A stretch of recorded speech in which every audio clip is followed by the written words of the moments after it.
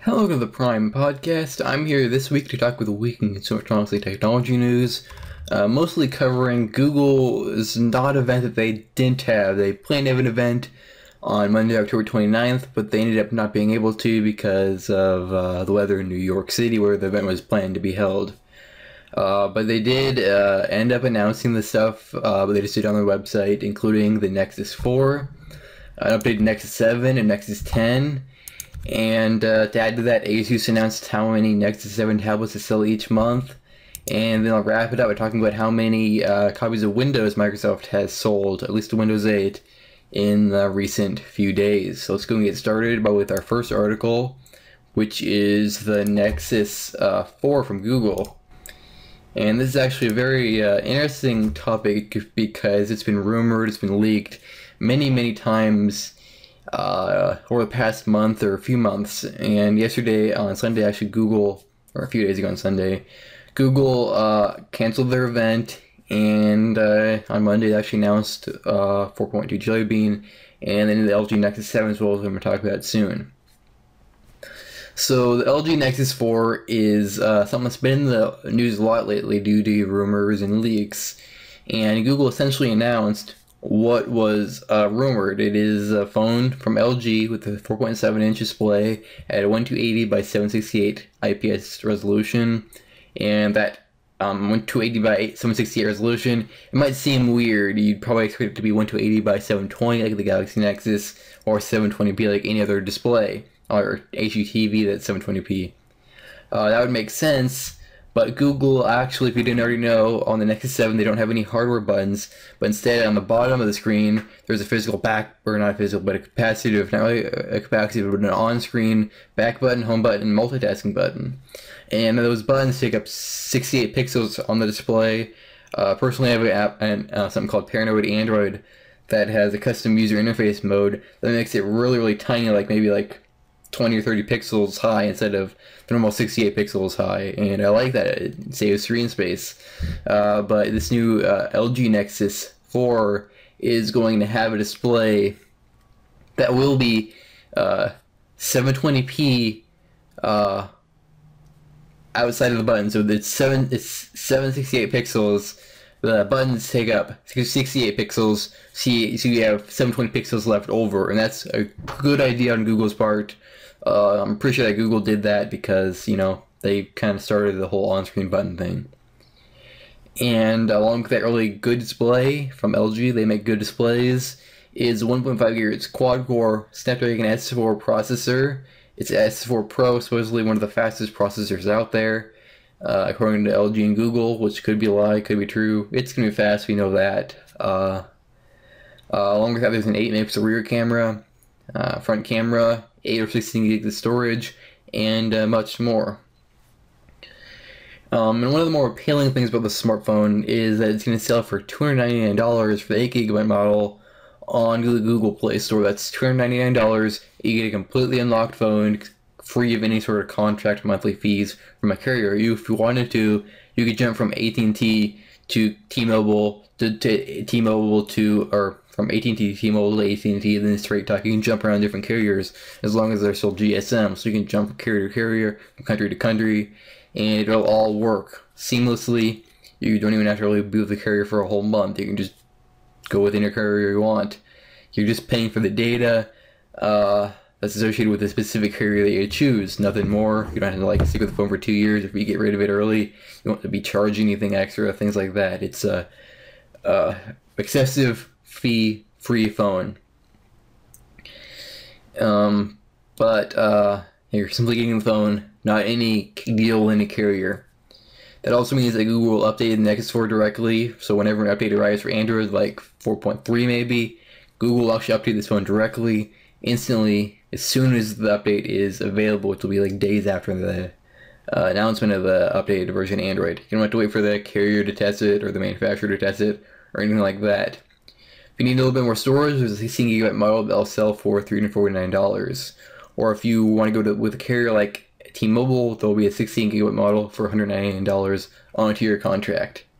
And I assume that other carriers like possibly Verizon, AT&T, and Sprint will also get a similar deal, which is kind of interesting though because this phone does not have 4G LTE, which is kind of odd. LTE is a huge thing in the United States. I'll talk about it in a little bit, but let's go ahead and do something. Let's go ahead and talk about something else first. In order to focus more on the new Nexus 7, Google's actually discontinued the Samsung Galaxy Nexus, at least on their website. So if you go on the Google Play Store, there isn't the Galaxy Nexus shown. It's not for sale anymore from Google. And I find this interesting since I always assumed that Google would go ahead and do something like lower the price of the Galaxy Nexus to maybe, let's say, $200 or $100, just so that they can have a Nexus smartphone for everyone, like Apple does with their iPhone. They lower the price of previous generation phones.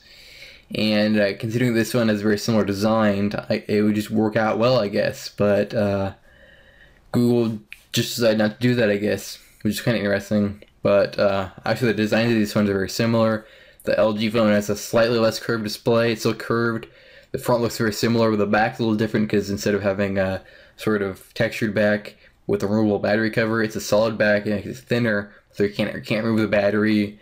But the back does have a nice glass look and it has some sort of nice texture that is etched inside of the glass. Not really a texture, but it's kind of like a design inside of the glass. It's kind of cool if you see the picture.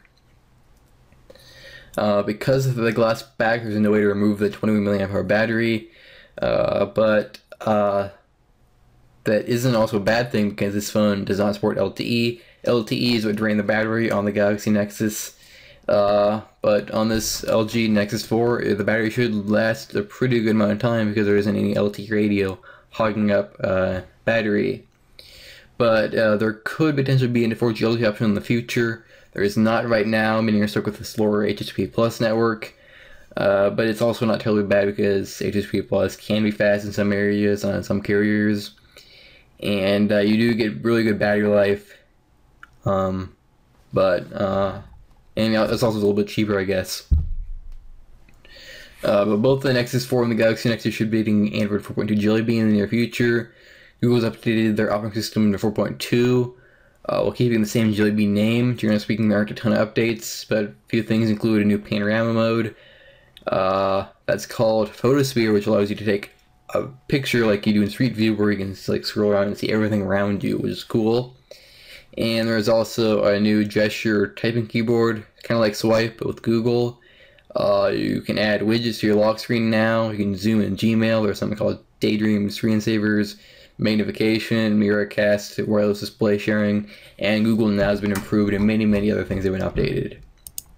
So that's the LG Nexus 4. Another device was the Nexus 10, and another device was the new Nexus 7.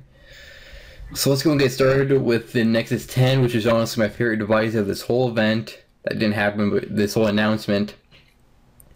Because it was the most impressive. Essentially, we have a 10-inch tablet that really just makes all these other 10-inch tablets look like crap. It is a 10-inch display at an incredible 2560 by 1600 resolution, which shows 300 ppi. For comparison, the highly regarded Retina display on the iPad only has a 2048 by 1536 resolution. So this is more of a Retina display on this tablet than the iPad has. So that's something right there. The iPad only has a 264 ppi. So things look much more crisper, more will be on the display, and it just looks amazing. This is the kind of resolution you find on really high resolution, really expensive 27-inch computer monitors. This isn't the thing you kind of find on a $400 tablet. This is an incredible thing that Google did here. To power this display, Google actually had trouble finding a processor. They used Samsung to use their Samsung Exynos dual-core processor based off the ARM Cortex-A15 architecture, along with a powerful quad-core Mali T604 graphics. So essentially, Google and Samsung worked to find the best display and the best processor to power this really impressive, really high-end device. Additionally, the Nexus 10 has a pretty standard 16 or 32 GB versions, both with 2 GB of RAM, dual cameras, and 9000 mAh battery that offers 9 hours of video playback. Expect to see the Nexus 10 arrive in November on the 13th, and it'll be on the Google Play Store for $399 or $499 for 16 or 32 GB options respectively. So obviously Google is being very competitive when it comes to both specs and pricing. If you want a more cheaper or more smaller tablet, there is the Nexus 7 for you, built by Asus. It launched this summer for $200 and $250 for 8 and 16 GB versions. Google actually announced some updates to this Nexus 7 lineup. It's the same tablet, but with a few updates. Still has the same Tegra 3, same display, everything like that, same sort of thing. But it's different when it comes to storage capacity and connectivity options. First off, there will no longer be the 8 GB model, which I have right now. Kind of sucks now because the 16 GB model is available for that same $200 price point. The new 32 GB model will sell for that same price as 16 GB model used to, at $250. For a little bit more, you can pick up the $299 version, which actually has 32 GB of storage, along with 3G connectivity and HSP Plus connectivity. So you're looking at a contract-free, unlocked tablet for $300. That's a pretty good deal there. So essentially you're getting an unlocked tablet with 3G for less than the price of a 16 GB iPad mini. So a pretty good deal there. And across the board, Google is being very, very competitive and very, very good when it comes to specifications, to quality, to everything like that. I'm really impressed with what Google is doing here. And of course, this also comes with 4.2 Jelly Bean. Nexus 7 should get the same update. All that pretty good stuff here, all available in the Google Play Store for low pricing, everything like that. Some of the stuff is up for pre-order right now, some of it isn't, some of it's shipping now, some of it isn't. So just go to play.google.com, check it out yourself. There's a devices tab somewhere, and you can check out what's for sale, what isn't for sale, how much it costs, everything like that. Let's go move on to our next article, which is Asus and their Nexus 7, which we just finished talking about. So there are many tablets on the market, from ones that run Windows, ones that run Android, but for the most part, Apple is the leader when it comes to the tablet market with their iPad lineup. People just seem to disregard other tablets since they're only selling a small fraction of as much as the iPad is. That still might be true, but in more recent months, Asus and their Nexus 7 has really started to sell well. Let's first talk about the iPad, because Apple's fourth quarter earnings report actually detailed how Apple sold 14 million iPads during the fourth quarter of this year. That's roughly 5 million iPads per month. And you might also want to take into account that Apple's iPad includes the original iPad, the iPad 2, the new iPad, or in other words, any iPad that Apple's ever sold is part of this iPad figure that Apple says. As long as it's new, it's counted. Meanwhile, Asus, they announced to the Wall Street Journal that they are now selling nearly 1 million Nexus 7s per month. Official quote from Asus is, at the beginning it was, for instance, 500k units a month, then it made 600, 700k.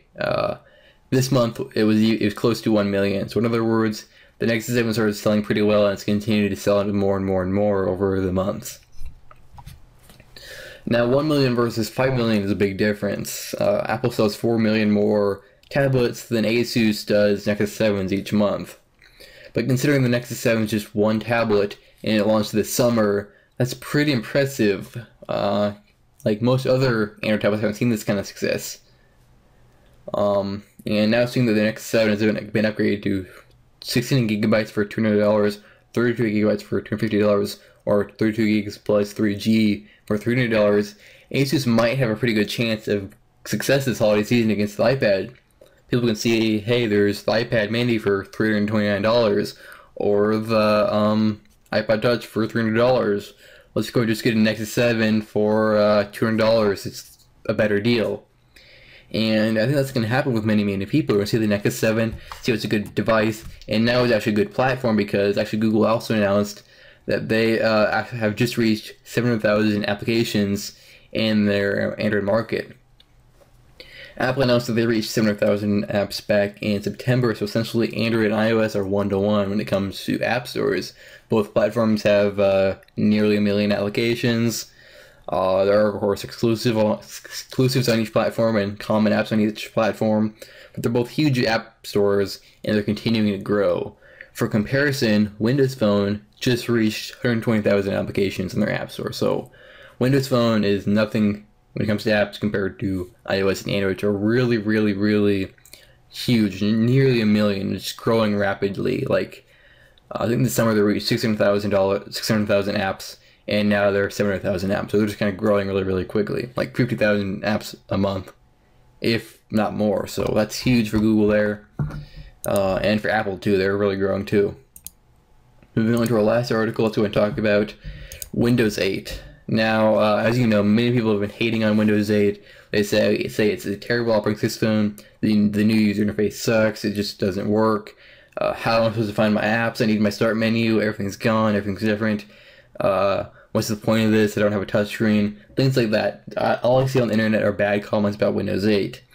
But me personally, I've been running Windows 8 since day one. Like build 2011, they announced Windows 8, the developer preview. I downloaded it, installed it, and started using it. And at first it was kind of weird, kind of didn't work well, but I liked the user interface, I liked the idea. And it just didn't work well because it was a developer piece of software, wasn't finished, wasn't even close to being finished. Then Microsoft went ahead and released the consumer preview. I think that's what they launched next. And then things started to get better. I installed it on my desktop as my main operating system. Previously it was just on my secondary computer, netbook, which isn't like my portable computer. And now, and then I updated to the release preview, and now I'm running the final Windows 8 operating system that launched last Thursday or Friday. I don't remember which one exactly. I think it was Thursday, maybe. I don't know. It was last week, the 26th, which was, actually, I'm looking at it right now.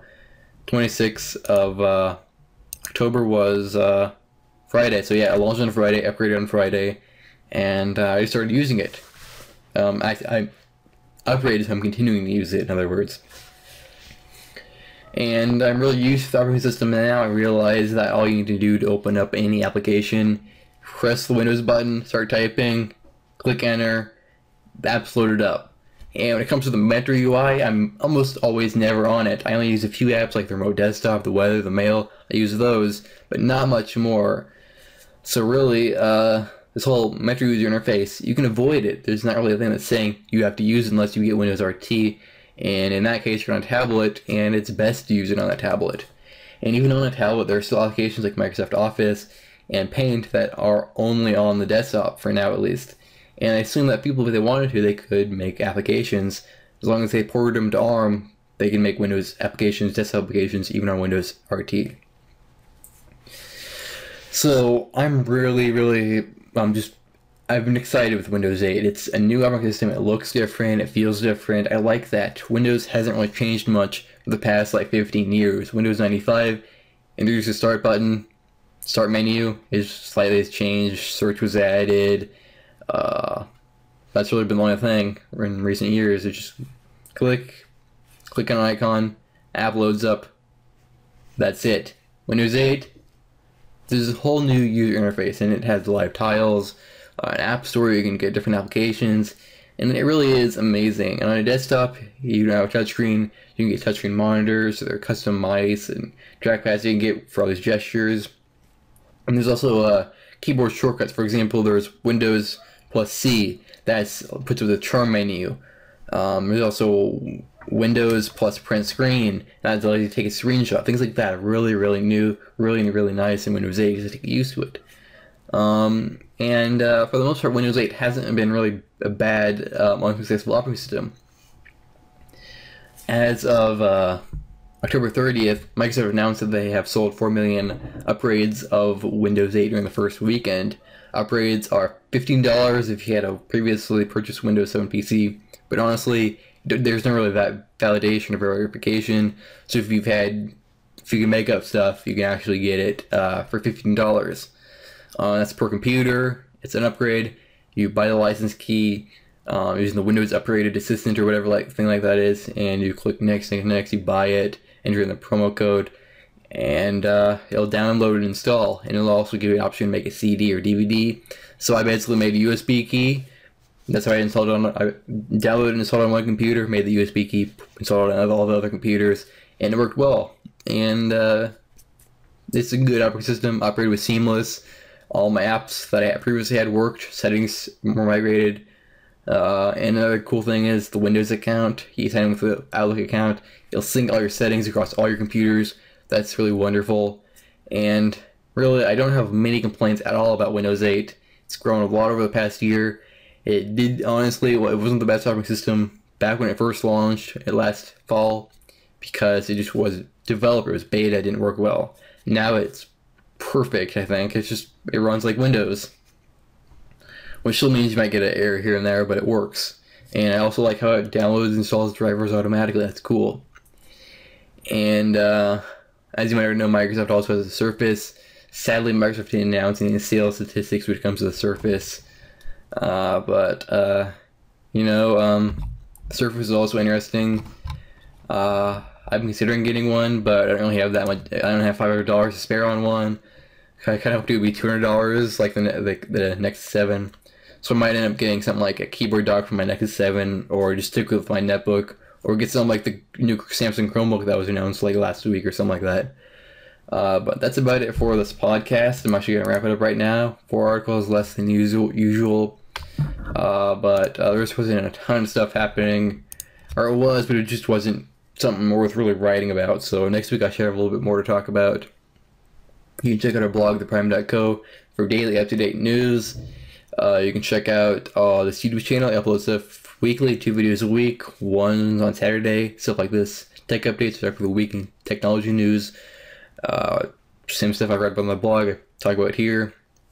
And on Sundays, I actually upload gaming videos. I don't really write much about gaming on the site. May in the future, but I don't really right now.